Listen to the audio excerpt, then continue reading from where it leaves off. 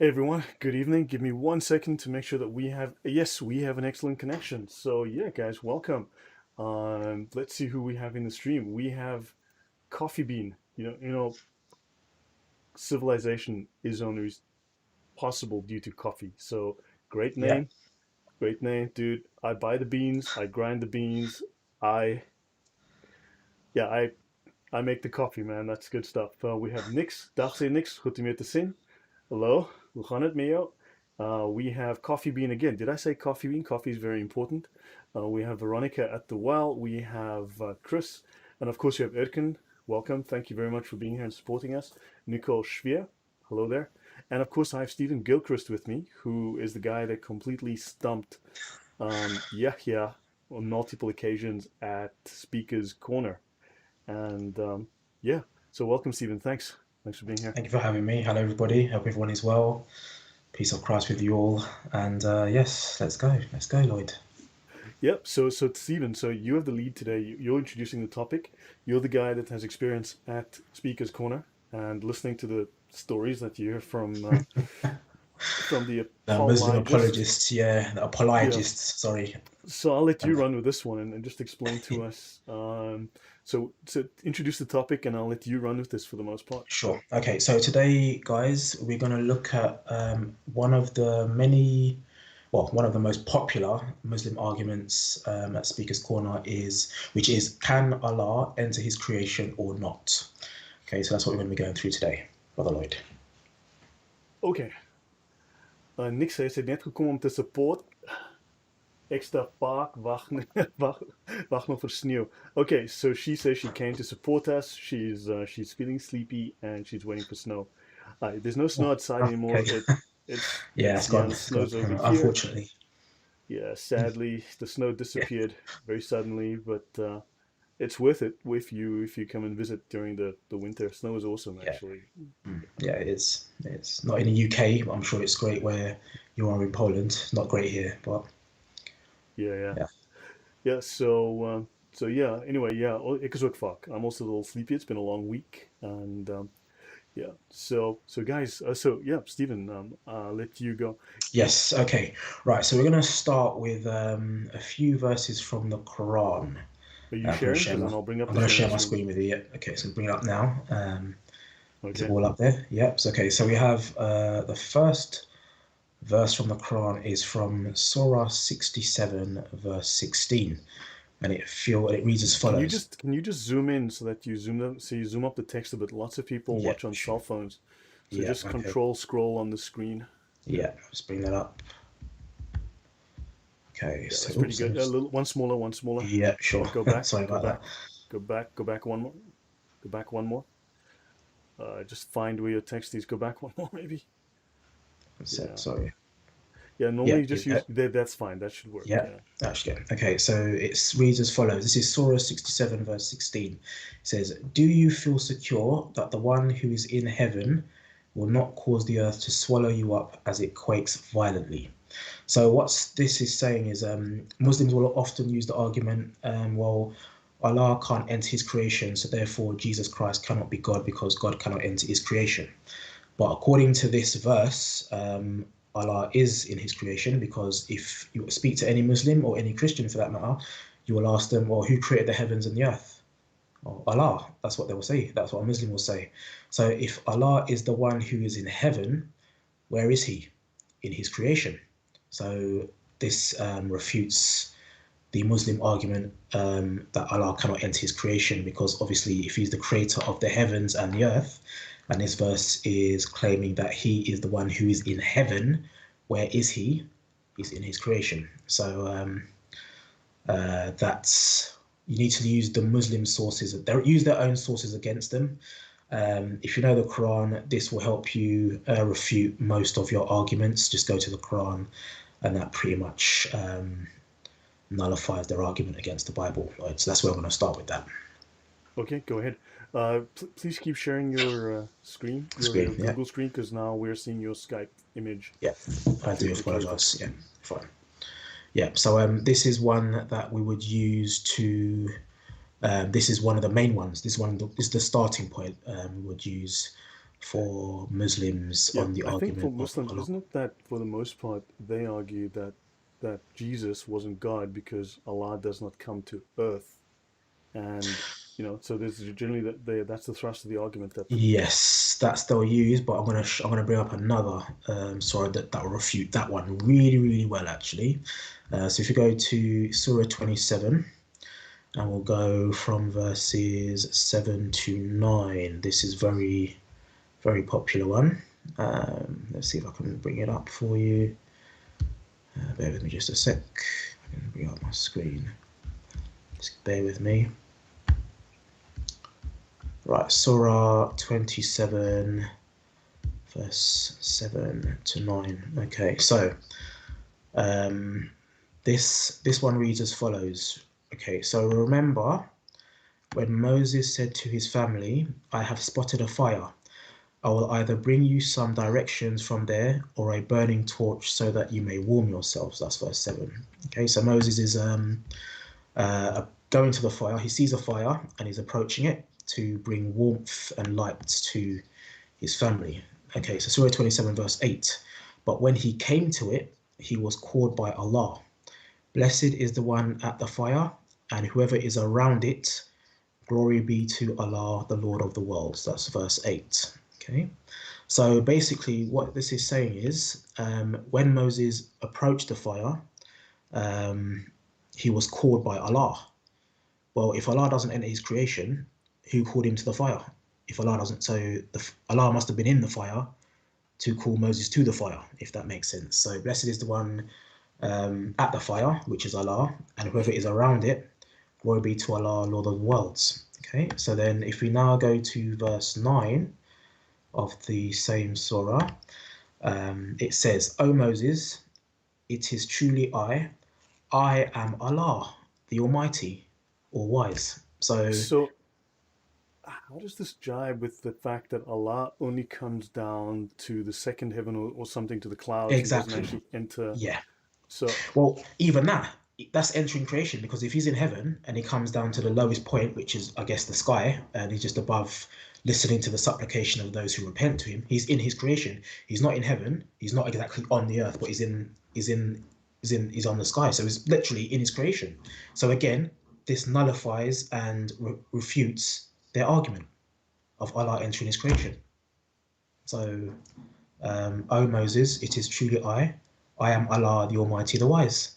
So Moses was on the earth. He went to the burning bush. He heard a voice from the burning bush, right? So the voice told him, it is I, Allah. So where would Allah have been? On earth. So he's in his creation. So so there again, is this confusion about whether Allah comes to earth or does not come to earth. And so are they just saying that he doesn't because they're trying to say that Jesus was not God and God did not come to earth? Is that really? yeah, that's 9 times out of 10. That's the hunch of it. They can't bring themselves to admit that Jesus Christ is God because that would nullify Islam. They're there to defend Islam to the hilt. So if they give any indication that they agree with any Christian doctrine or theology at all, it nullifies their argument. They have to leave Islam. Anyone who watches their videos will see. The thing at Speaker's Corner is most Muslims will come with their faces covered. They cannot be seen to be agreeing with a Christian, right? It's not allowed. You can't do that. So anything that will give them an argument against Christianity, they'll use it. But when Christians stump them in the park, there's a problem. So that's the reason why they would normally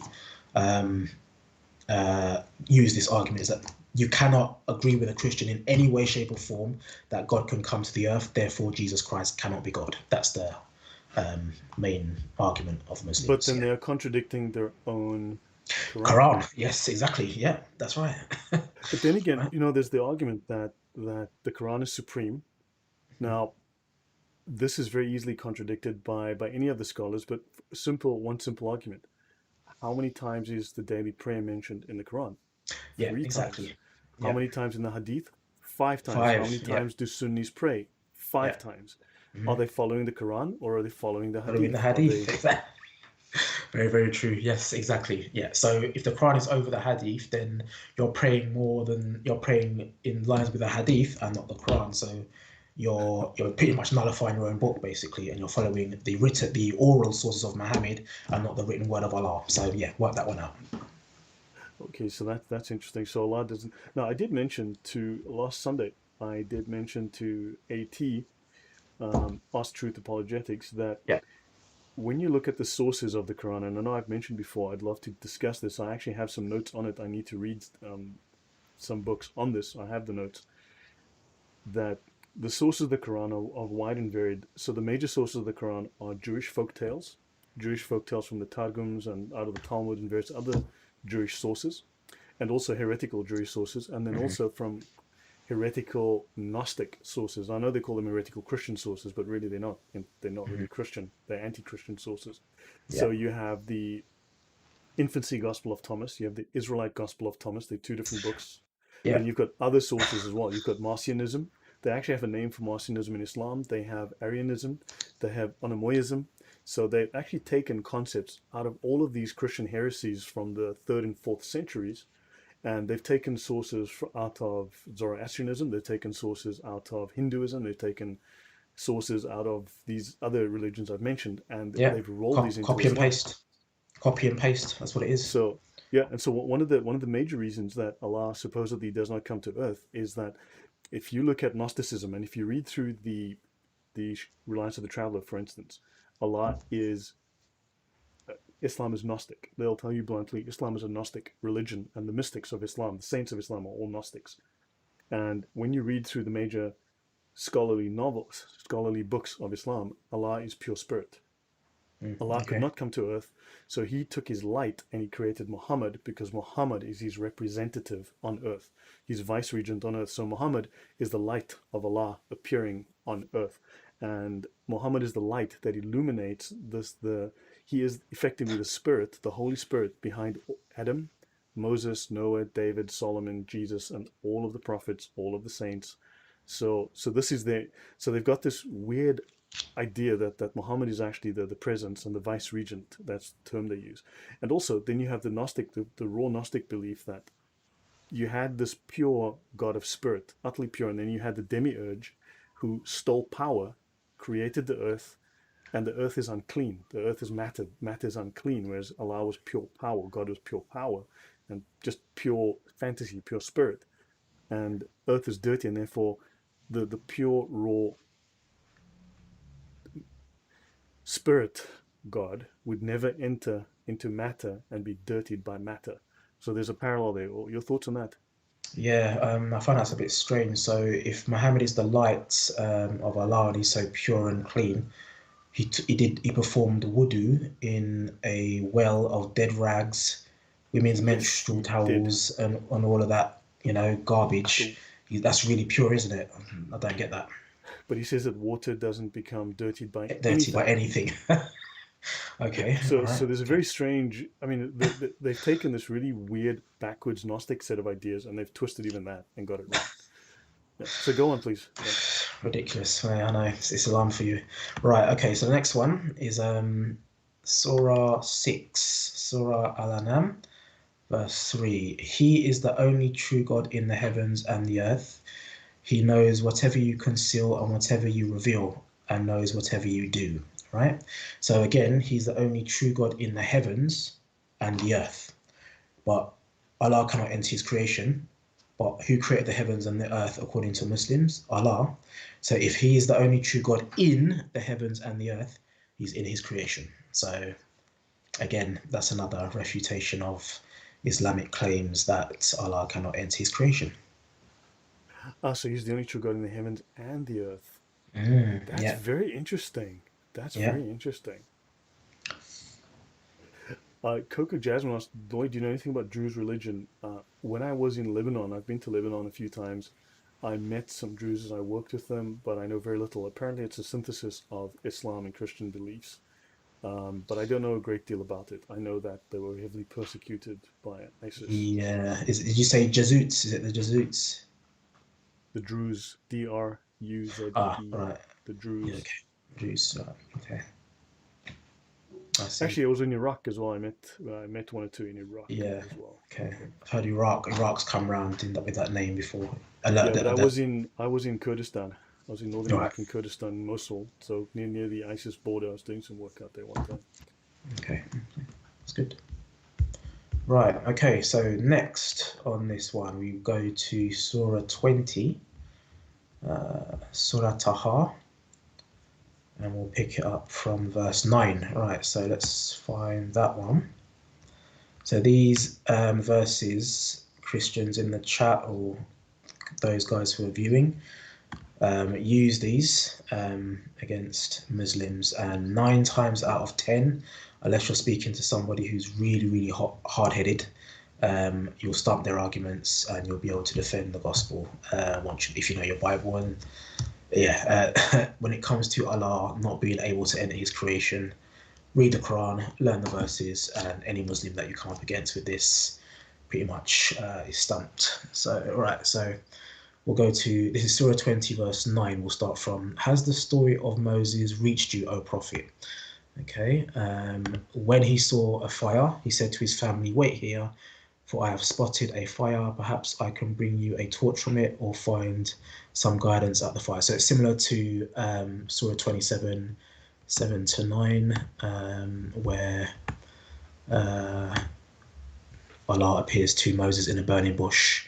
But when he approached it, he was called, O Moses, and so forth from there. So it's the same as 27, 7 to 9. It's truly, I am your Lord, so take off your sandals, for you are in the sacred valley of Tua.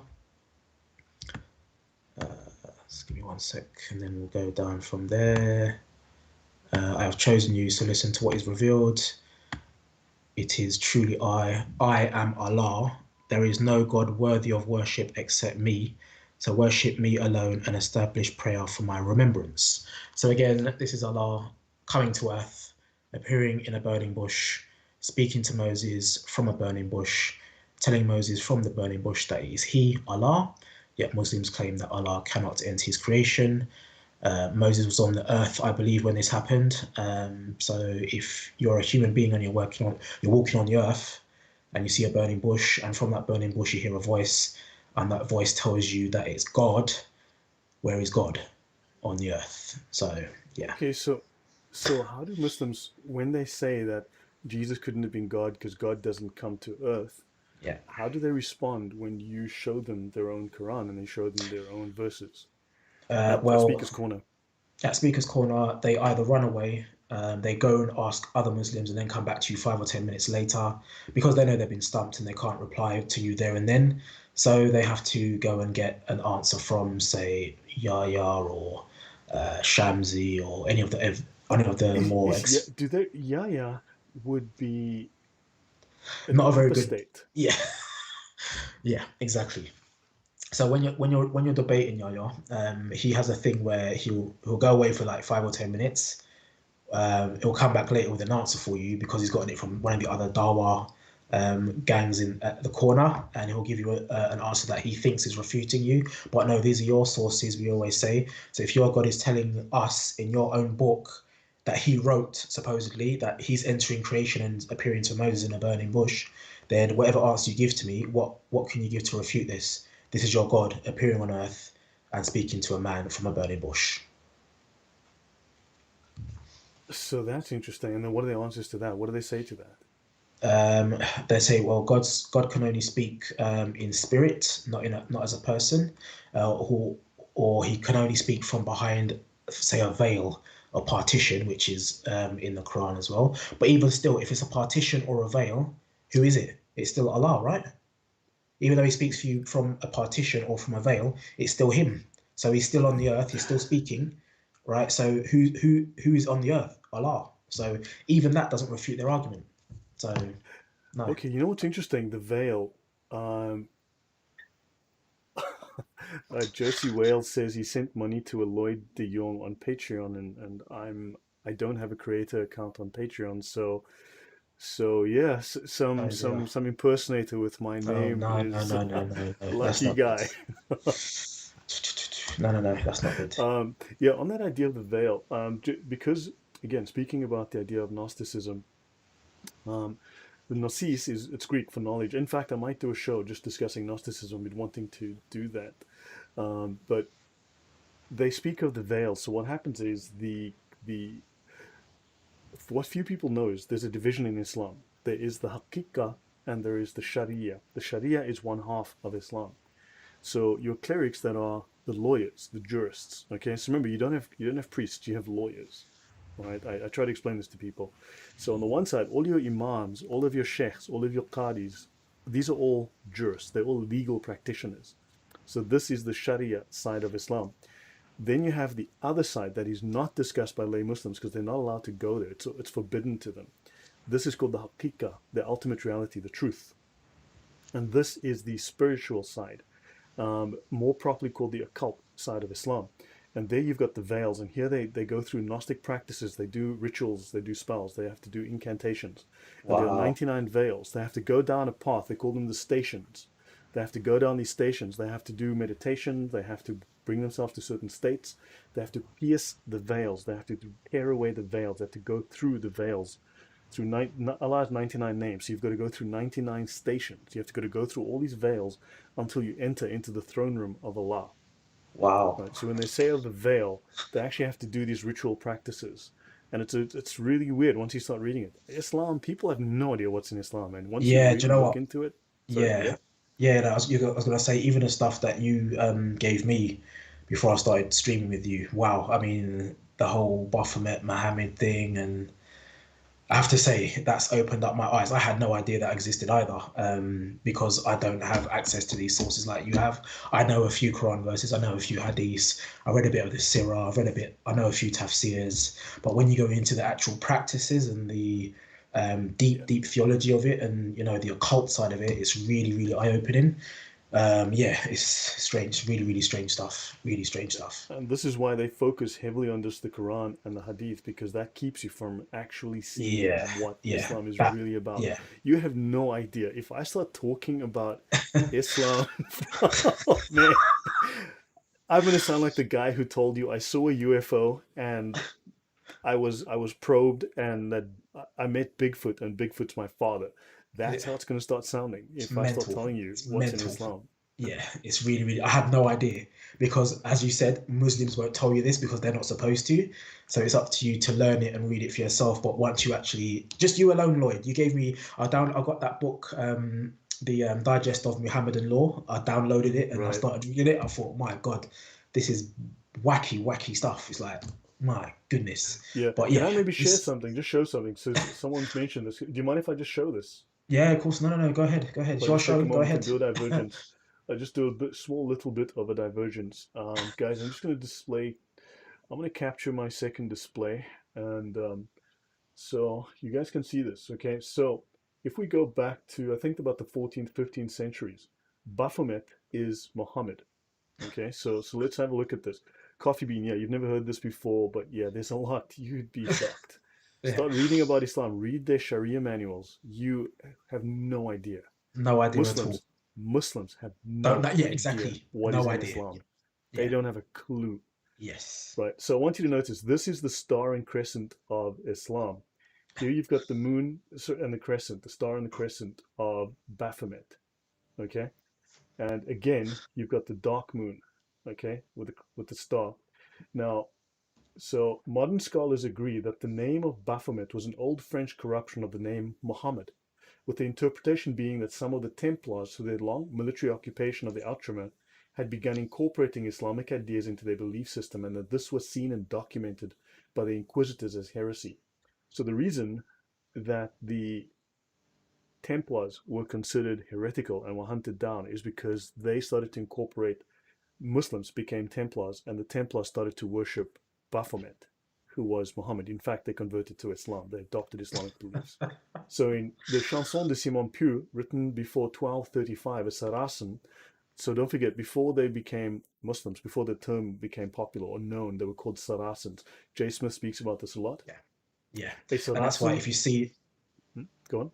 sorry, that's why if you see, there's a rugby club in the UK called Saracens, and their Mm, symbol is a moon and a star. So if any of you guys who think Lloyd is telling a lie or he's not being truthful, that's the evidence for you right there. He's telling the truth. yeah. Islam is satanic. So in the Chanson de Simapure, written before 1235 of Saracen, Islamic idol is called Baphomet. And a chronicler of the First Crusade, Raymond of Aguirre, called mosques Bafumarias. Peter Partner states in his 87 book, The Knights Templar and Their Myth, in the trial of the Templars, one of the main charges was their supposed worship of a heathen idol head known as Baphomet. And Baphomet is supposed to be a corruption of Mahomet. Mahomet, Baphomet. So Yeah, yeah, Baphomet, now let's go to the Oxford English Dictionary. You guys may have heard of this thing. This is the 1984 printing, the 23rd printing, page 659. Baphomet. Baphomet, also known as Maphomet, Muhammad, right? A form of the name Muhammad used by medieval writers. The name of the idol which the Templars were accused of worshipping. According to Abby Constant, quoted by blah blah, this word was Kabbalistically formed by writing backwards. Backwards writing, that is part of yeah, satanic yeah, practices. yeah, yeah. That's satanic. That's satanic. That's Baphomet is a definitely satanic. secret word ascribed to the Templars. So Baphomet is Muhammad. That's why So Baphomet is that's Muhammad. one is in reverse. It's not from Yeah, left to right. It's from right to left. That's another indication of backwards writing. Evil works in reverse, they say. So yeah, yeah, that's another eye opener for you. yeah. So I'll hand over back to you. So Ishmael McDuffie says, "What? Send me the link in chat. I need this for my Muslim bros. They need the truth." Yeah, yeah, Yeah, guys. absolutely. I will actually. This is online. If my OneDrive link is in the description, this will be in the OneDrive link. This is under the notes called Muhammad, the seal of the prophets. Actually, let me just bring that up. Let me just get to the top of this file quickly. So yeah, guys, it's if the OneDrive link is there, you will find it. If not, so this is part of my presentation I've done before called Muhammad, the seal of the prophets. Now, I don't know if the prophets happen to have a mascot, I think they would probably prefer a puppy, but you've got Muhammad who chose to be a seal, so I don't know what the heck. Yeah, Um, exactly. or maybe I Wow. misunderstood something. I can't be sure. But yeah, I will. It's in the so check in the OneDrive link. It'll be there called Muhammad Seed of the Prophets, and if not, I will add it. Yeah, but so you guys, just to let you know, he's telling the truth. Lloyd is he's opened my eyes to things I never knew about Islam. Right, like I said, I'm a Christian, so I'm from a Christian family. I started to go to Speaker's Corner a few months ago, and I've met a few Muslims. And as Lloyd has said, they don't know this about Islam. So, Lloyd has opened my eyes and showed me a lot of stuff as well. So things about Islam that I never knew. So please learn it. It's to help you see that Islam is from Satan. It's not a religion of God. It's nothing to do with God at all. It is from the devil. And as Christians, we need to combat it through learning their scriptures and what their religion teaches, so that we can engage with Muslims and save them from their own religion, basically, because it's sending them to hell. And we need to bring them to the truth. So everything Lloyd's telling you is the truth. So don't doubt this. This is the truth. So yeah, absolutely. It's horrible. It's really, really bad religion. Yeah, yeah, the guys. If I start talking about some of what's actually in there, it's Yeah, you won't believe it. yeah. It's just crazy. It's just It's crazy. horrible. It's really bad. Uh, Yeah. I've got a Okay. friend So I need to speak to one time. He knows much more about the occultic side of it than I do, and yeah, he's the done a lot of occultic research. side of it is.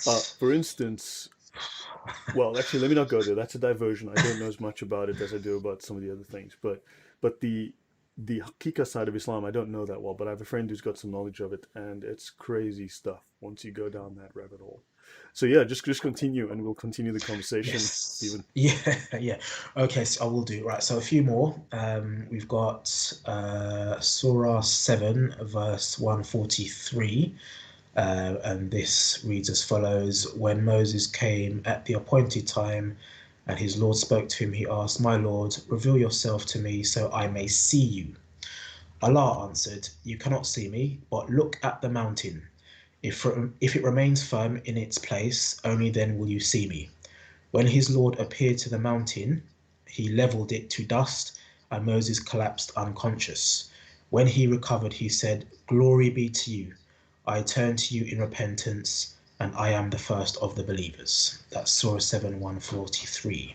So this surah, this verse, Moses spoke to his Lord, which, well, Musa is the Islamic Moses. He spoke to his Lord, which is Allah. My Lord, reveal yourself to me so I may see you. Allah said to Moses, you can't see him, you can't see me, but look at the mountain. So if it remains firm and in its place, only then will you see me. So when his Lord appeared to the mountain, he leveled it to dust. So how can a mountain be leveled to dust unless something greater than a mountain comes to earth and levels the mountain? So again, this proves that Allah came to earth and leveled the mountain, which caused Moses to collapse and fall unconscious. And when he woke up from his unconsciousness, he said, "Glory to Allah." So Allah again came to earth, leveled the mountain, and revealed himself to Moses. So Allah entered his creation. Yeah, this strikes me as a small parallel here. If you go back into the you go back to the Old Testament, the Jews had to build the sacred Holy of Holies inside the temple. Yeah, The priests had to purify themselves for about 3 days to a week before they could even enter. go into the So temple. they Yeah, had to be extremely pure yeah, before they could enter. And otherwise, if they entered, they would die because their impurity would be destroyed in God's presence, right? In the presence of the Holy Spirit. yeah. And of course, this changed with the advent of Jesus. Now you've got a process where God found a way to remove sin from man so that they could enter into his presence without having to intercede Yes, through the priest and with the sacrifice. absolutely. And so God could not enter creation technically. So, there is this parallel. And Mm. Muhammad came to basically, Islam sees itself as a continuation of Mosaic law. Of Yeah, course, rubbish. it demotes Jesus, it Hmm. elevates Muhammad to the status of Muhammad Jesus, the counterfeit Jesus. Yeah, And you've got this idea that still Allah doesn't, or God doesn't come in. You can't enter into the presence of God because he's separate from us. And hmm, so and also Islam affirms, they say that we must practice what is affirmed by Muhammad. So Islam affirms certain teachings of Moses and Muhammad, and the rest that's rejected, they must not follow.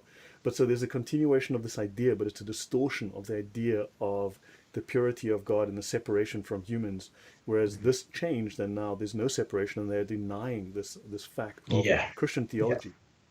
yeah, absolutely. Because what they will say is, well, when Jesus came, he made all foods clean, and he did away with circumcision. He said, "Do not look at the circumcision of the body; look at the circumcision of the heart." But Muslims still circumcise their young boys. But if Jesus has done away with that and he came before Muhammad, so basically, Jesus come with the fulfillment of the law, the New Testament, but then Islam comes along 600 years later and puts everything back in reverse. That's Islam, right? If Moses was alive today, he would have stoned Muhammad to death as a false prophet, Deuteronomy 18, 20, 18 to 20. So yeah, Muhammad being equal to the prophets or greater than them in terms of customs, tradition, scripture, and law. No way, no way, no chance at all, because Muhammad comes along and totally undoes the work of Jesus and goes against the prophets. He breaks every single one of the Ten Commandments. He's not a prophet. He's a false prophet. Um, he's demon possessed. He died of poisoning, and Allah did not protect him. This guy's not a prophet, but Muslims, they've been so indoctrinated by this ideology that we need to save them. They need saving, basically. Muhammad's not a prophet at all. He's a demon. He's a devil. Yeah. Okay, so the next one. Right, okay. Let me bring up the next one. Let me just got my notes right here. The next one is 4810. Let me go to that one. So, Surah 4810. This is the last one on my list, actually.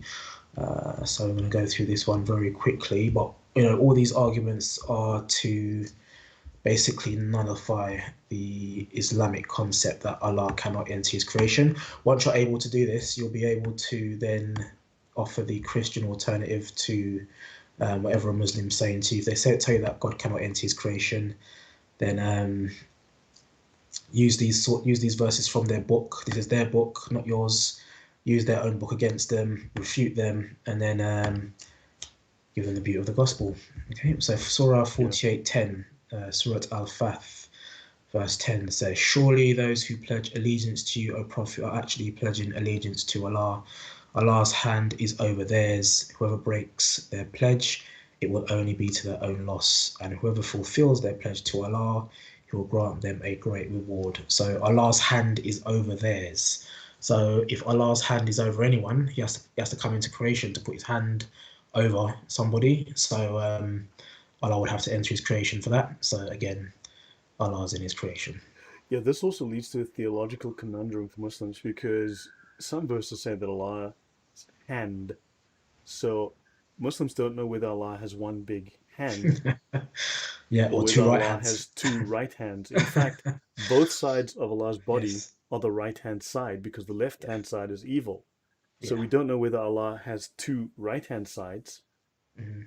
or two hands or one hand, two right hands. Allah has two right hands, Yeah. one big hand, or whether he's got two right sides. Yeah. So this leads to some crazy.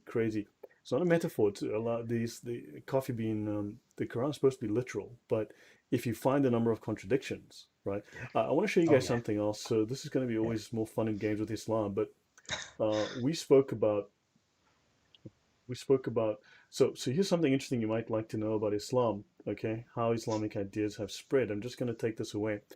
Uh, I don't know if you guys have heard of the Quran. The Is that the K? Quran Is that the KKK book you were talking about? The Quran is the handbook of the Ku Klux Klan. Okay, Look at that. which is a mixture of Klan and Quran. The KKK was inspired by the Quran. People don't know this. So you have the Quran. This is the handbook of the KKK. KKK is not Christian. Just like Islam claims to be Christian, the KKK claim to be Christian, but they're Islamic. It's the clan and the Quran, the club of the Quran, the clan of the Quran. Sorry, it's the clan of the Ah, Quran. is that what it is? That the abbreviation for it? Yeah, well, it's the clan of the Quran. So Yeah. this is insane. And yeah, but of course we can't talk about this because now let's have a look. The Knights of the Ku Klux Klan, the Templar Knights of the Ku Klux Klan. Because I don't know if this looks familiar. Do you see this little knight, this little Yeah. Templar knight on the horsey here? Oh gosh. See, this is what happened to the Templar Knights. Do I need to say anything further? Uh,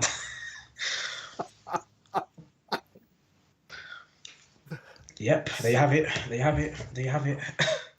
So guys, so the Templar Knights were infiltrated, to my knowledge, by Muslims. They were co-opted, they were infiltrated and co-opted, and they became effectively Muslims, and that's why it wasn't for stealing their gold. It was because of their heresy that they were excommunicated and hunted down. They were Muslims who stood against the church, who stood against Christianity, against Jesus. And yeah, here you go. Here's your modern Ku Klux Klan. Sorry, your modern Templars. My bad. Good grief. Just so you know, does this look familiar? This little symbol here, this you guys seen Yeah. this before, Yeah. right? Need we Mm, look at some Templar Knight pickages? No, yeah, because you know exactly what you'll find. yeah. So yeah, guys, Yeah. any comments on that? There you go. Yep. There you go. That's Lloyd telling the truth, guys. So he's not lying. Yep. I can't Yeah, say anything more. No. You brought me this information. You told me about it. I went away. I went away and studied it and read it, and everything you're saying is bang on the money. So yeah. So Josie Wells said white robes with the red cross on the horse. I wonder who else yeah. did that. Mm, Hmm. yeah. Hmm. I just need to be stroking a white cat at this point. Mhm, yeah. But guys, seriously, you got to look at this. The Yeah. symbolism, it's Islamic, and there's more of this. You need to start looking into some other secret organizations, okay? Because trust me, you start digging into the Illuminati, guess what you'll Yes. find? Yes. You Yes. start looking into Um, the there was, Freemasons, yeah, guess exactly. what The you'll find? Freemasons. Yeah. Yeah. Freemasons. I was going to bring something up about that. There's a guy in Florida. Obviously, this whole Illuminati Freemasonship. The guy actually sacrificed his son to get higher up in the ranks of this secret society that he was involved with. And his symbol is, guess what? A half moon and a star. Where have you seen that symbol before? Fascinating. So understand. So look, I mean, we may not agree. I mean, like, I'm not exactly a conspiracy theorist. I made sure Yeah, ISIS didn't blow stuff up, quite yeah, bluntly. That was my job. If it blew up, I didn't do my job. If it didn't blow up, I was doing my job. So, easy to see, easy to know if I was doing my job correctly. No one died. I Yeah, was doing well. yeah, So very, very easy to tell. Very easy to tell. Really, those planes haven't exploded. We're good. So, yeah. yeah. It's crazy Sorry, so stuff, I'm very man. Really. practical, but the fact is, we don't have to believe this, but they believe it. And the symbolism is you'd be surprised where you'll Yeah, find the symbolism. yeah, So, yeah. yeah, maybe we should move on and get off the conspiracy theory thing. Yeah, yeah. I'm not a conspiracy theorist myself, but when people get involved in this stuff and they're using the same symbolism as this Yeah, 7th century caravan robbing, child actually, molesting. someone brought up. So hold on. Actually, yeah. You know what? Since we're on this little jaunt here, I may as well, guys. Okay, guys. I want to, and I'm going to just go on for a minute, talk about this, and I will just prep something else to maybe introduce because I had someone who mentioned his brother was in the Masons for a while and he doesn't want to speak about it, and I'll mention Yeah. something. Yeah, go Okay. on. Yeah. So this is Freemasonry.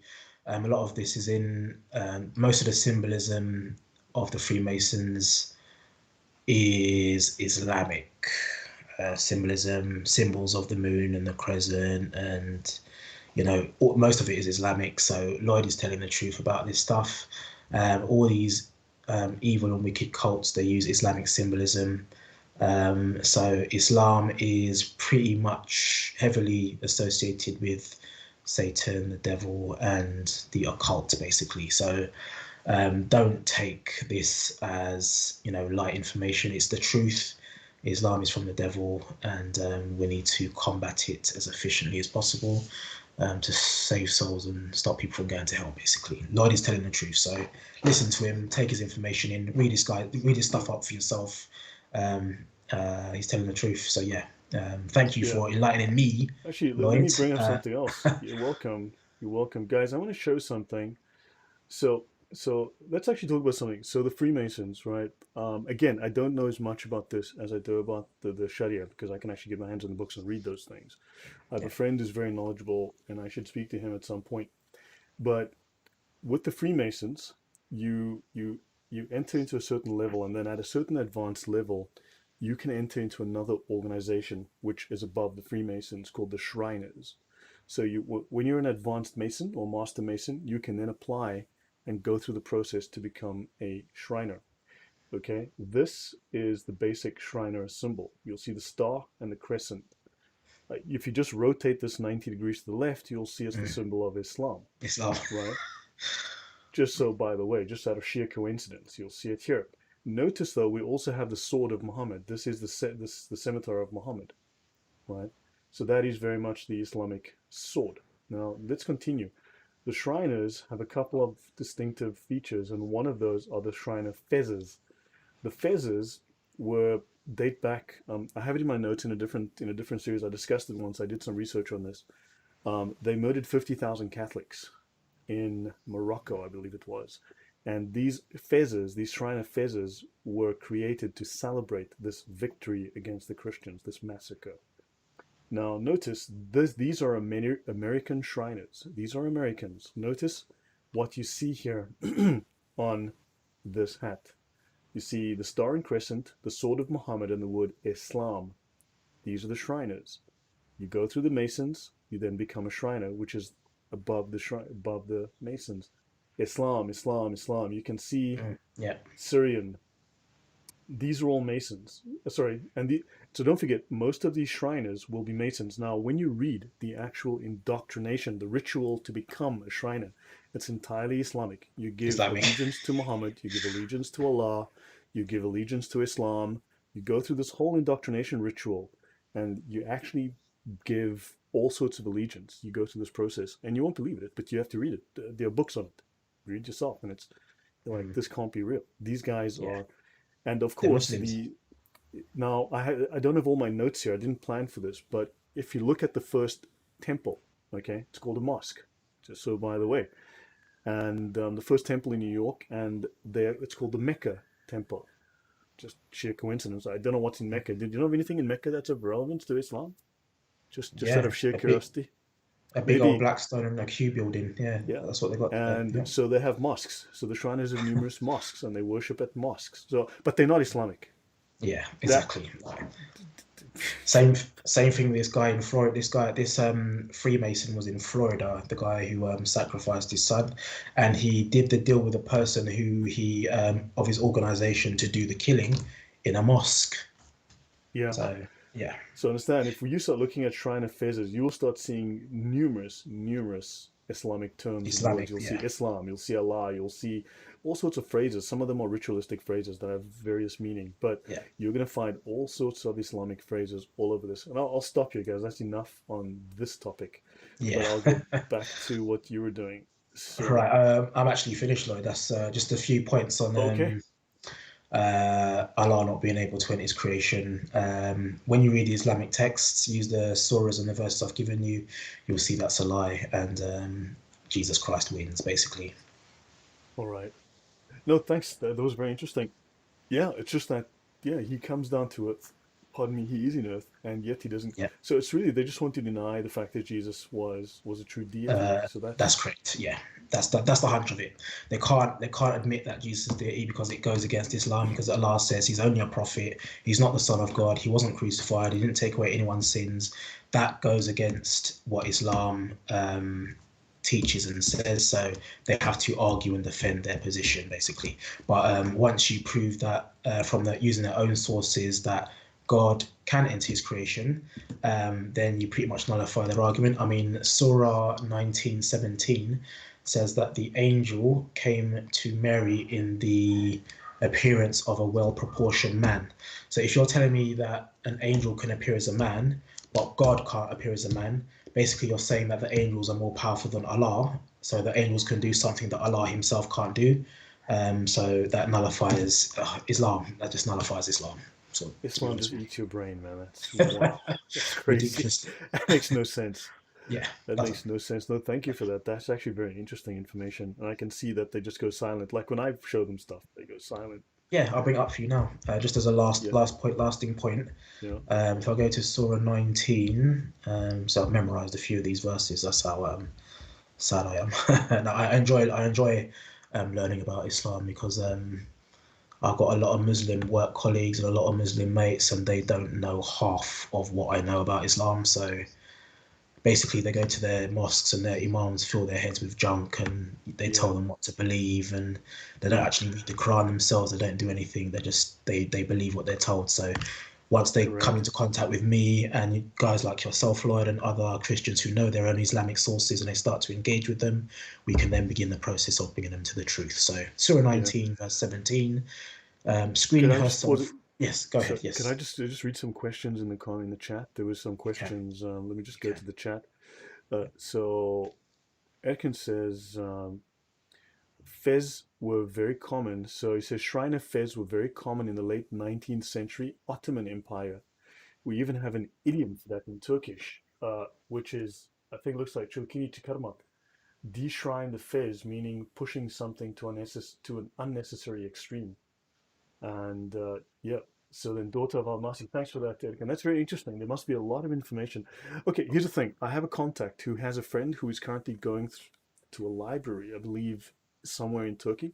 He's going to be doing some research. If anyone has something that we need to look at, which is he's going to be examining some old Islamic documents, some old Sharia manuals in Turkey, some old Ottoman documents. If anyone has something that is worth looking for, or, searching for, let me know, and I will ask. I'll send it on, and I'll ask them if they can do some Good. research on that while they have That's, someone doing some academic work there. That'll be interesting.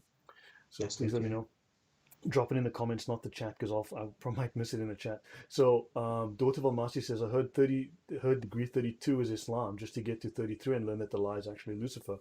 Okay, then we have Josie Wells says, everyone thinks that the Shriners are cute driving around in their little cars. Yeah, exactly. Well, yeah, of course. And then I'm surprised that they explicitly write Islam on the hat. Not very subtle. Yeah, Yes, Veronica. They exactly. write And lots of things on their do hat. you know what? Good. In big old white writing as well, it's just Yeah. like you can't miss it. It's like a lamp on the hat. Islam, And you know? then, Like, yeah, Jesus saved me says, yeah, I got slapped in the face with information. Man, I don't want to talk about a lot of this stuff because it just starts to get weird. yeah, Seriously, yeah. it just Gives you starts to get nightmares. Don't read it at night time before you go to bed. You will have nightmares. Ishmael Guaranteed. McDuffie says, I heard once you get to 33rd degree Mason, they tell you Allah is God. Now I see why. And yeah, Jesse Wells' information is power. Yes, it Yeah, is. And then absolutely. Ishmael McDuffie, Allah is imaginary. Yeah, well, I mean, sure, but he's real to these people, right? Dejan Dimitrievich says not only that, but Maryam, when he talked to him, Ruach called him Rabbi, only who is called Rabbi is Allah. Okay, I'm not quite sure how to understand that. And yeah, did I miss any comments? Yes, most followers of Islamic ideology don't know or understand their own beliefs, and I believe that is true. Josie Wales, Yeah, yes. yeah. I've got a friend at work, and I've never been to her particular mosque, but she's told me when she goes, they don't read the Quran, they don't read Hadith. The Imam tells them what they need to believe. They give them their interpretation. They leave the mosque. They may read the Quran at home. They may read the Hadiths at home, but they are not instructed or given any scripture inside their actual place of worship. So, um, you know, we probably know more about Islam than they do. Yeah, I've just posted a link to the KKK Templar Knight image for you guys to find, just so you know. Yeah, just search up and you can just look for the word Cloran in Plural. Wiki. Yeah, just look up the Cloran. Yeah. And then Daughter Balma says, I tend to believe because Allah is anagram for halal, which is Lucifer in the Bible, Hillel bin Shahar, son of the dawn. Yeah. Interesting. Yeah. Oh Ah, wow, son of the dawn, the light bringer, yes. the light That's bringer. good. Daughter Al Which Masih. That's is good. Yeah. halal, which is Lucifer in the Bible, Hillel bin Oh. Shahar, son of the dawn. Mm-hmm. Interesting. Mm-hmm. Well, actually, if you look at the crescent, right, when it's inverted like that sideways, it's kind of like a rising sun. But I don't know. Look, I Yeah. mean, Yeah. that's above my pay grade, right? Yeah. The thing is, I like to speak about things that I know very well. I can defend if I discuss it, and I have the references and sources. Mhm. So Yeah. in this case, though, I'm not as knowledgeable, so I'm just careful. Uh, Yeah. yeah. So you were telling us, sorry, Yes. go on, please. Lastly, Allah can't be. So the angels can appear as a man, but Allah can't. Finally, just to finish, Surah 19, 16 to 17. So this is Surah Al Maryam, Mary, mother of Jesus, of course. Well, according to Islam. I mentioned in the book, O Prophet, the story of Mary when she withdrew from her family to a place in the east. Let me just bring down verse 17. Screening herself off from them. Then we sent to her our angel, or Ruh, which is Gabriel, appearing before her as a man perfectly formed. So if the angels can appear as men, why can't Allah appear as a man if he's God? So basically, if the angels can appear as a man but Allah can't, then the angels are more powerful than Allah, and Allah has created his angels to do something that he himself cannot do, which is ridiculous. So yeah, that's my last 2 cents on that. All right, nice. Thank you very much, guys. If you have any questions, drop it in. I have one question I want to ask you. What's that term where they talk about the ahruf and the kiraat? Yeah, hello. That's different recitations of the Quran, different styles of Yes, yeah. recitation. I just need to find Um, something. yeah. Guys, yeah, I want to show you something. Do you mind if I share? Just since we're on this whole this weird Friday rant. Andrew Martin says, Allah is simply Muhammad's stone idol and an alternate personality to Muhammad. Yeah, very likely. But guys, so since I'm here, I'm gonna thank you. So ahruf and kiraat. Now I've spoken with other Christians and apologists, and of course Muslim scholars are all over the place with this, and there's a reason why they are so vague about this. There's a reason they say there's about 900 different meanings of ahruf. Nonsense. Crap. Excuse my French. No, no, no. There's like three.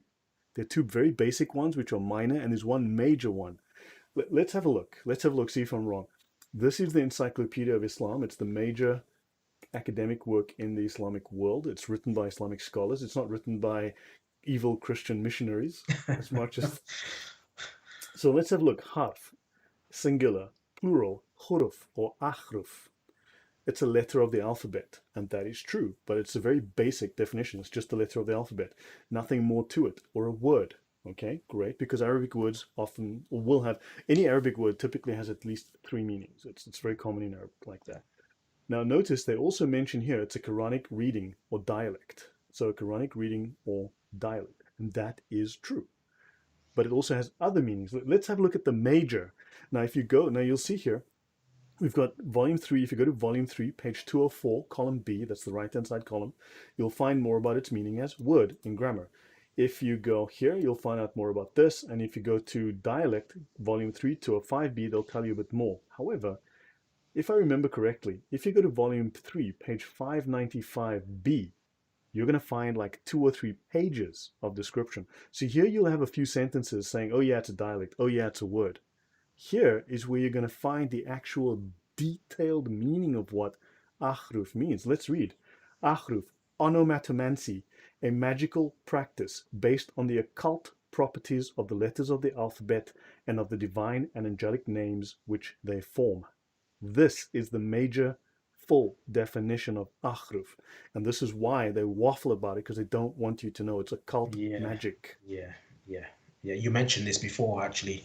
You mentioned this, how they put the words together to form certain chains of meanings in occult and oh gosh, Yeah, gosh, this gosh. is why 20% of the Quran, 20% of the Quran is gibberish. As you know, people will tell you, any proper competent translator will tell you, any scholar will tell you 20% of the Quran is total gibberish, Yeah, right? yeah, So the reason it is total gibberish, the reason that it is gibberish is that these are simply phrases because they have occult practices. You will say these gibberish words to disassociate your mind from your intellectual mind so that you can leave your intellectual mind, separate yourself, and then penetrate the veils, these 99 veils. You can penetrate, go through these stations, the annihilation of the mind, the annihilation of the soul, the annihilation of the body, and then and all these other weird stations they call them, and then you go through and you pierce the veils until you get into the throne room of Allah and enter into the light of Allah. And Muhammad is the first of the Islamic saints to do so. He entered into the throne room of Allah. He is the Nur al-Muhammadi. The Nur al-Muhammadi is the light of Muhammad, but it's more than that. The Nur al-Muhammadi is the ultimate reality. Muhammad saw the ultimate truth. He became part of Allah's ultimate truth. So he was created by Allah, and then he returned to Allah using these magical practices, and that's why you see these occult references. Islam Critique has mentioned them very vaguely, but when you start reading through the Sharia manuals of the scholars, then you start to find some really interesting things. But Akhruf, this is the major meaning of Akhruf. Onomatomancy, a magical practice based on the occult properties of the letters.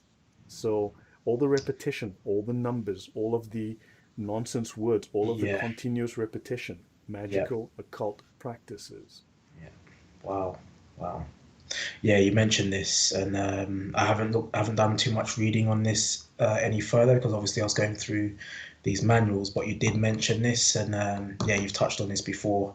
I need to look into that a bit more. Actually, I think one question for you: when you Sure. mention these occult words and practices, does it can you actually spot that in the Quran itself? If you is there a certain There are very method that you can? vague references to it. So interestingly, okay. So just so by the way, I don't have it right now. It would take me a minute to look it up. But if you read the covenant, not the covenant, the charter of the Muslim Brotherhood, if you read the Hamas charter, chapter 2, so you're looking at article 2, sorry, of the Hamas charter, they say that the whole point of Hamas is that they have great knowledge of Islam, they have perfect knowledge of Islam, they have perfect knowledge of the Quran, they are practicing Islam faithfully, accurately, completely, and that one of the things that they perpetuate and continue is the practice of the occult within Islam.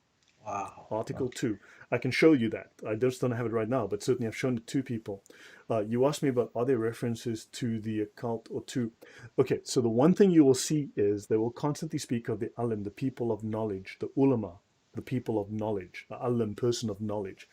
The Taliban, Talib is a student, the students of knowledge, Yeah. right? The knowledge that they refer to is the gnosis, which is Greek for the gnosis. We say the Gnosis, the gnosis, the gnosis. So that is the gnosis. When you look at when you don't know, ask the people who do know. When they say Yeah. know, when they say knowledge, they mean the people with the Gnostic knowledge, the people of Gnosis. So they are constant. Ask those who know, ask the ones who know. Allah knows those who do know the knowledge. They're not speaking of people who know stuff, but people who have the secret knowledge. There are constant allusions to the secret knowledge, the references constantly over and over and over. They're there. You just need to know, but you don't know because they're speaking in code most of the time. Yeah, that's right. Exactly. That's what I asked. Is there any way to break down the code? obviously I wouldn't know because I'm not involved in this, but you have more knowledge and you're much more versed and read than I am. So have you picked up anything of how to break the code and get into the deeper secrets of what this thing's all about? What have you picked up? You don't have to Look, share I that with don't me, know. The obviously. thing is, You have to look, share okay, that with so me. guys, so briefly, look, I mean, I don't want to go too far down the story because again, I don't Yeah, know this as yeah, well as I sure. know the. Remember, I said there are two sides to Islam. There's the Sharia and there is the Hakika. All of this falls in the Hakika. Now, the major practitioners of this, the true power in Islam, are not the Sharia practitioners. It's not the imams. It's not the sheikhs. It's not the qadis. They are lower level operators. It's like a need to know basis. The true power in Islam are the spiritual practitioners.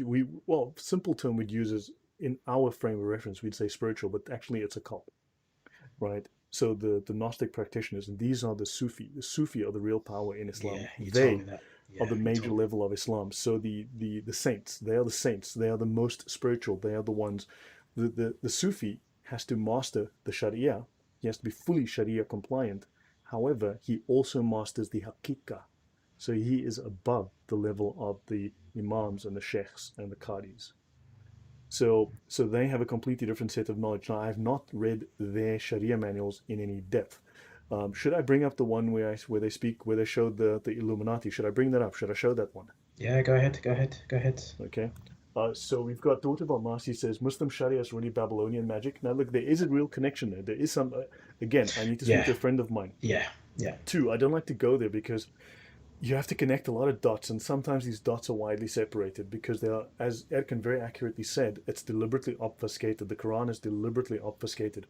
They've done a great job of hiding things, and there's actually a name for it in Islam, where if you read the Talmud, for instance, and Daughter Valmasi mentioned the Talmud, you did say something, but one part's not entirely accurate, and I will speak about that in a moment. The Talmud's like one book and you can read it and everything's there. But you see, the problem with the way Islam is done, it's distributed. So you have a book and there'll be a few words here. And then they'll reference another book, and that book's over here. And then that book will have a few words and a couple of sentences. Then you have to go to a third book. And that book will have 10 paragraphs, but then it references you to another book. Then you need 20 books to get one thing. Understand? They've distributed, they have a name for it. There actually is a name for it. So this stuff is distributed. So it's not in one book. So you read this book and go, oh, yeah, that's a major scholar. That's what he had to say. Ah, it's only 5 sentences. Ah, can't be. There's thousands of them. You just need to get all 50 books. That's the problem. They've distributed this thing. It's so, you need to know, it's like a maze. It's a web of interconnections. If you're not a scholar, you're not going to know this. Understand? It's taken me a long time to figure this out. Daughter Balmasi, you mentioned the Talmud. Islam, as we've shown, explicitly allows infant sex. It explicitly allows Yes, it sex does. with infants. When I say infant, I mean 0 to 1 year old. Yeah, it's really Okay, sick. it Oh gosh. explicitly allows Oh, it. Okay, marriage, divorce, and sex. Okay, the Talmud stands against it. Bluntly, I'll tell you, I've done shows and the Talmud does not yeah, allow it under no yeah. circumstances. If a Jew is doing it, he is violating all the tenets of the Yeah, Bible. He is yeah. violating Jewish law. He is not practicing even rabbinic Judaism. Judaism. Now, I'm Yeah, not saying I agree with rabbinic Judaism. Sorry, I'm not saying I agree with rabbinic Judaism. I'm not saying I agree with the Talmud, but I want it represented accurately yeah, for what it actually says. yeah. Now, actually, hold on. Just considered. Hold on. Let me actually bring up this. Um, Actually, hold on. I need to. Is um, shush. So actually, you know what? I'm gonna find something here. So section marriage in the Talmud. Actually, let me bring this up because actually let me just show this because this is going to be useful to you guys. The claim that Jews allow child sex is completely false. It's complete garbage. Okay, and the people who are saying it, including a very well-known scholar called Heikel Mothman, he knows who he is. He's talking out of his backside. Okay, there are four references in the Talmud, and I've done 7 series on this. I've done 7 shows on this in detail. The seduction of a minor girl is considered rape. That is in the Talmud. It appears 4 times. Somehow they'll show you, but the Talmud allows sex with a 3-year-old girl. Nonsense, nonsense. If you believe this, you have been fooled. You did not take 2 minutes to actually just go read the Talmud yourself. And whoever's enjoying this is either lying to you or he's been lied to. Talmud Yevamot or Yevamot 33b. The seduction of a minor girl is considered rape. That is the Jewish law. However, there are different chapters where this appears. In the one chapter where they always quote that a rabbinic priest, a Jewish priest, can have sex with a 3-year-old girl, this is completely misconstrued. It's twisted. When a girl is 3 years or below and she is raped, she's molested, right? She is considered impure. She doesn't have the same ritual Right. status Yeah. as someone. So when she's Yeah. old enough, the age of marriage in Jewish law varies between 18 and 22, right? So when she is old enough for marriage, a priest cannot, if she was raped when she was 3 years and 1 day, right? If she had to be molested and lost her virginity due to this when she was 3 years and 1 day, she is not pure anymore. She's lost her virginity. She's not considered pure. And at that point, she cannot be the priest. She cannot be married to a Jewish Purpose. priest. She Yeah. cannot be because his wife must be pure, Pure. must be Yeah. ritually pure. Yeah. If she was molested at less than 3 years, then this is considered she is still in the innocent phase, and all of this is forgiven. It's forgotten. She's no longer. So there are about Impure. 6 or 7 phases. So 0 to 3 years, 3 to 9, 1 day. 9 to Yeah. 12, 12 to 15, 15 to 18, and 18 to 22. I think those are, it varies, but those are the different ages for boys and girls where they are considered in different phases. So if Yeah. something happens in a given phase, they are not responsible, or they are responsible, or they're legally bound, or they're not legally bound, depending on the age. And it also, they vary it based on the person. If you're mature at a certain age, they'll say fine. But at no point are you allowed to go and diddle 3-year-olds. That's a lie. That's a complete and Yeah. utter and total lie. Yeah. And please don't believe that. Yeah. Okay? Yeah. So when You've they been say, sorry? No, Sorry. you've been through that in detail on quite a few of your streams, and that makes Yeah. sense to me now as well. So yeah, So, that's the correct way to clear that up yeah. to make sense of that. That's The correct. Yeah. code is the Talmud. Nonsense. Daughter of Almighty, I'm sorry, but that's not true. I mean, I'm gonna have to take you to task there if you're gonna start pushing that, because most of that, I'm not saying the Talmud is awesome. Okay, I'm not saying the Talmud's great, but I do want it to be represented accurately. Accurately. Yeah. Okay. Now, I'm not Mm. saying that you'll find some crazy stuff in the Talmud. Believe me, I read it for months.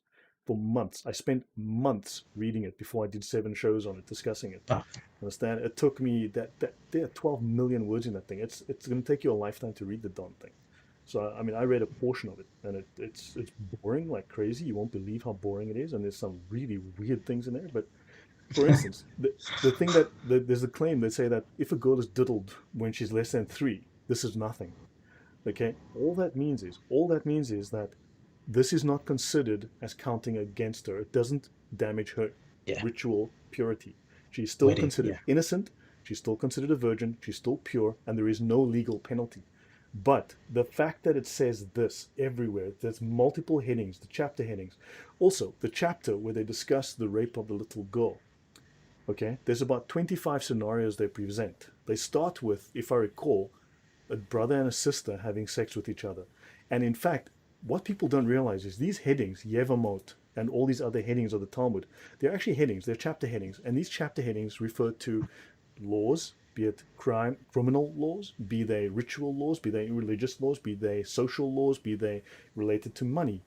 And the chapter where they talk about the girl being diddled, that's in a chapter on rape.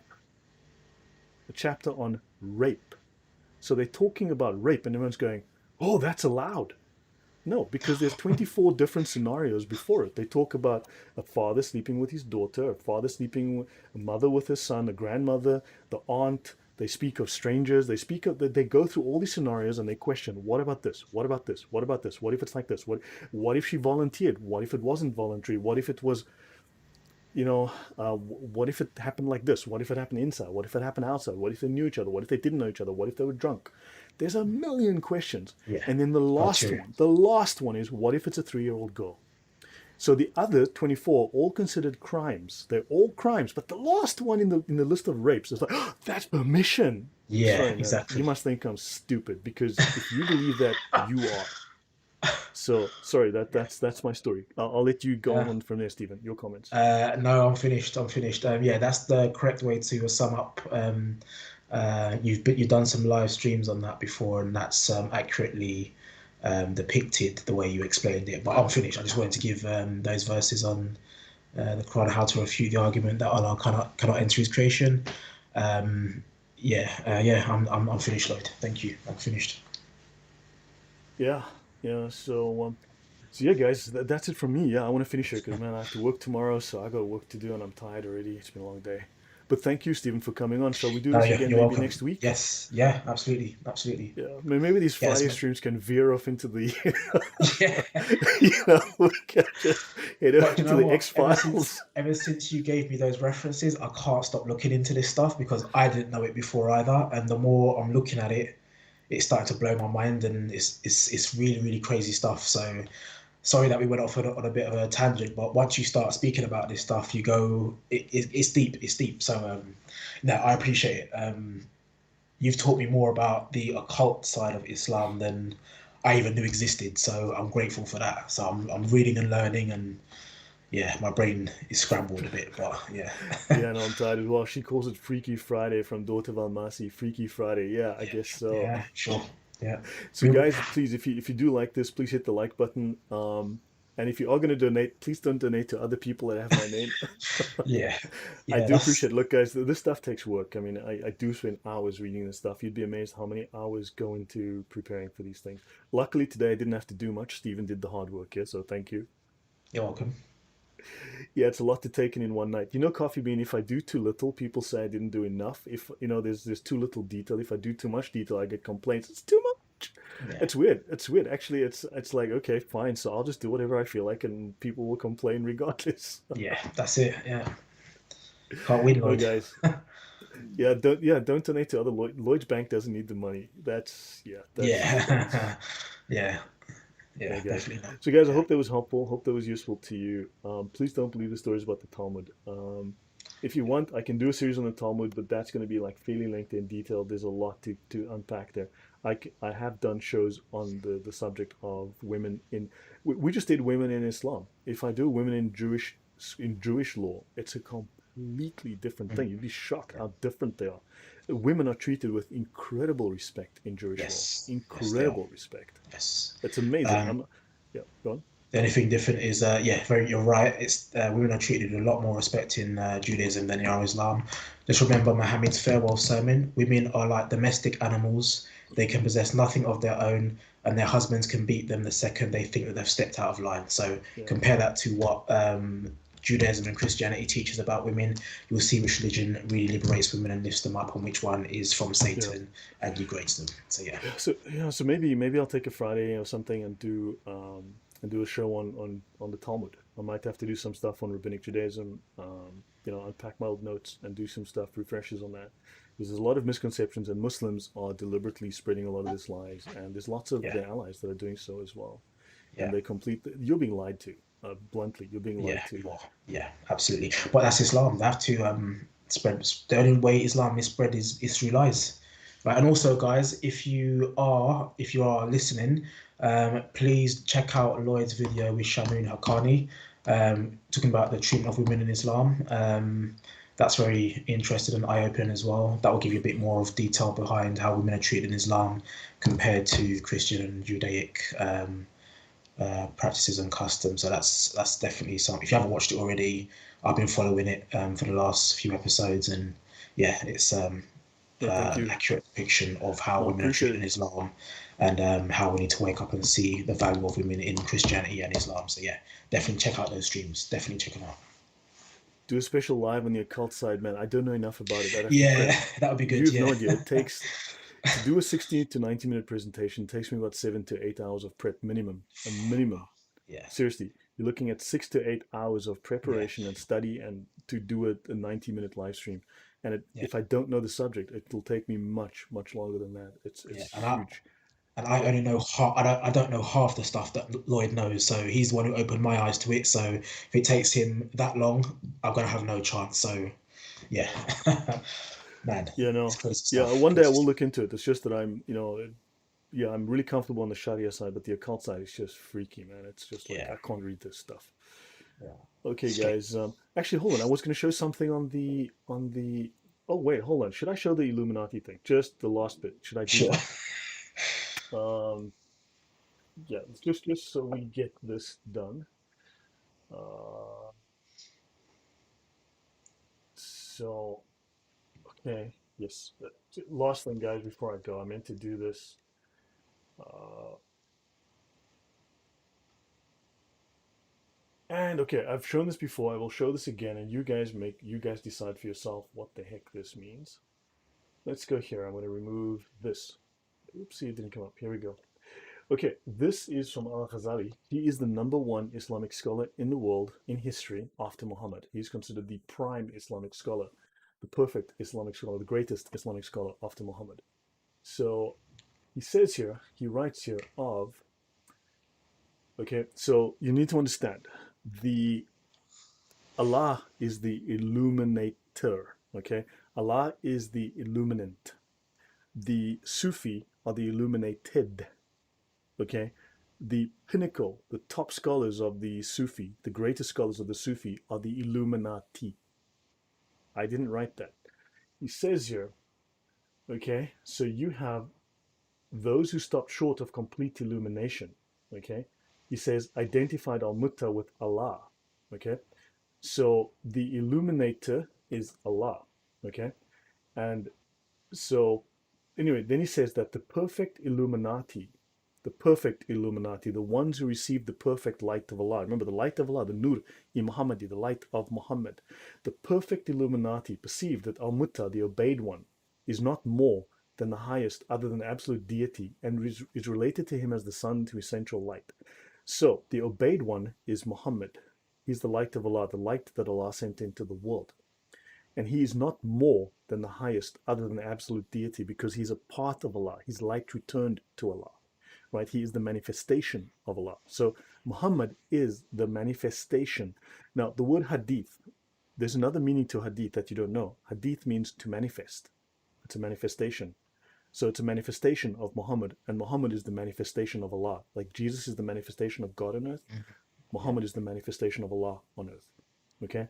So basically, Muhammad is related to Allah as the sun is to the essential light of God.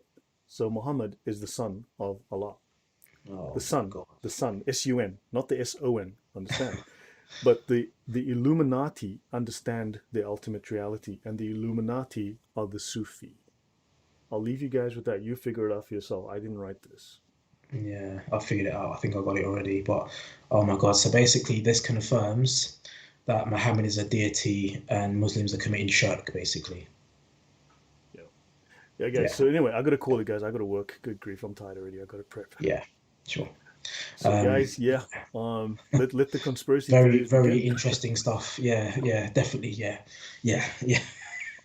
Yeah. Well, Wow, thanks, Andrew. wow. Yeah. So maybe, yeah, that light of Muhammad. Yeah, the Nuri Muhammadi. But we also need to look at what there's a difference between what the Sharia scholars say and what the Hakika scholars say, because there's additional stuff there that's missing from the Sharia side.